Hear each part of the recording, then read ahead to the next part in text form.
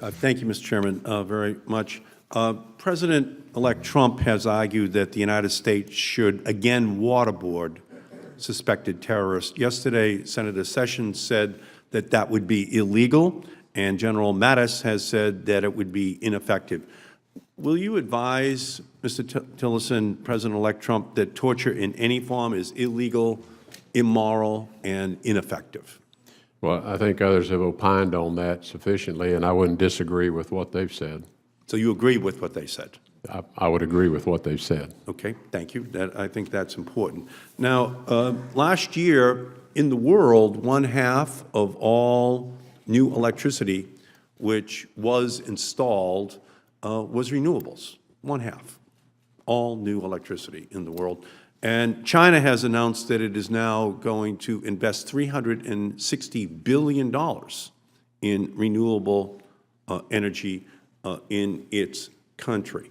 The global climate agreement that was reached in Paris is driving much of this investment. But if the United States does not take advantage of this global market, which is going to open up, it's going to mean that we're going to lose jobs here in the United States. We now have 300,000 people in the wind and solar industry in the United States and only 65,000 coal miners who are left. So this sector is growing and growing, and the Chinese clearly want to get the lion's share of it. Can you talk a little bit about how you see this renewable energy revolution as a job-creating engine for the United States and as a way of dealing with the commitments which the United States has made in Paris to the reduction of its greenhouse gases? Well, I think this is largely a trade issue, one of America's manufacturing investments and competitiveness. And I think to the extent we can let free market forces work, then I would expect American companies to be competitive in participating in this growing market. But this will be subject to trade agreements, perhaps, or just subject to a continuation of free and open trade to be a supplier to these countries that are installing this significant capacity. There's been significant capacity already installed in the U.S., but as you point out, there's a growing market out there as a result of this agreement. So I think it's really a question for the U.S. private sector, working with the administration and the Commerce Department and others as to ensuring that there's no trade obstacles to their ability to participate should they choose to do so. You were quoted a few years ago as saying, quote, "Energy made in America is not as important as energy simply made wherever it is most economic in the world." From this committee's perspective, we look at the foreign policy of the United States and we feel great responsibility for the young men and women who we export over to the Middle East to defend our country, and these ships of oil that keep coming back into the United States. And we're still importing 5 million barrels of oil a day, meaning that we don't have it here, but we continue to import it. Could you talk about this view that you have that an American-made barrel of oil is no different than a barrel of oil made overseas? Because from our perspective, the issue of importation of oil ties us into policies, into regions, into countries that we would otherwise never really have to give the weight of importance to that we now do, just because of the fact that they have oil. Well, I think the context in which that statement was made, because I made it often at the time, was that anything that puts more supply onto the global market means the global market is less dependent on any single source. So a greater diversity of supply, and I think it was made probably in the context of promoting America fully developing our own natural resources, and America being willing to put its supply into the global market as well. So it was just an observation that to the extent you have more supply from more sources, you have a more stable market, less reliance on any particular part of the world.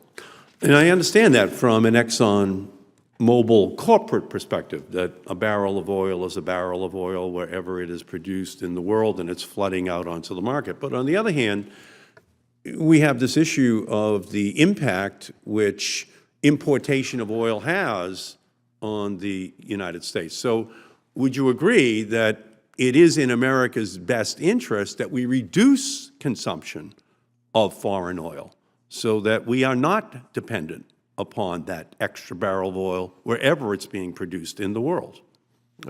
Senator, you're getting into areas that are the purview of other agencies, but I just make the observation that anything we did to prohibit the availability of supplies to the United States would, in all likelihood, put the U.S. at a competitive disadvantage. Well, I don't think it's outside of the purview of the State Department, because where we import oil from, the countries, Saudi Arabia, other countries in the Middle East, Northern Africa that we import oil from, that then implicates our foreign policy. Your attitude, or whoever is the Secretary of State's attitude towards that country. So it goes to the question of, should we reduce the demand for oil so that it increases the leverage of a Secretary of State when they're talking to the leaders of this country, because we're telling them we don't need their oil in order to run our own country? I would not agree with that conclusion. Well, how would you describe our need to import oil and allowing that country to have that as one of the discussion points as you're sitting there with them? Well, it's back to where you started the conversation. Once a barrel of oil is loaded on a tanker, a barrel of oil is a barrel of oil. And the end consumer doesn't really care where that barrel of oil came from, because it's going to be priced in a global market. As long as they have free access to the barrels and they have the ability to shop around for barrels, that is what's most supportive of their economic activity. Yeah, but we're not just talking about economic activity any longer, Mr. Tillerson. We're now talking about the impact which that barrel of oil coming in from Saudi Arabia, coming in from another country, has upon the leverage they have over any discussion that the United States is having with that country about other issues. And it's on the table even as we're asking them to give us help in other issue areas. So I'm not just talking about what the global price of oil may be. I'm also talking about where that barrel of oil comes from, and that the less it comes from a country, that we don't want to allow them to use oil as a leverage point, is the more leverage the Secretary of State or President will have in telling them, we don't need you. We don't need your oil to run our country. We are energy independent. So do you think that energy independence, again, should be our goal, and that the 5 million barrels of oil that we're still importing should be something that we're trying to keep out of our country's economic system?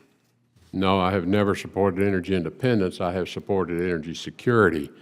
And I guess if, to go to your concerns, our largest supplier of imported oil is Canada. No, I appreciate that, but we So I don't know whether we feel hostage to them or not. Well, I don't know. Well, I appreciate that, but I also appreciate the fact that we're still importing from Saudi Arabia and other countries in the Middle East. And I do feel that that's unnecessary if we could develop our capacity within our own country to be able to develop oil.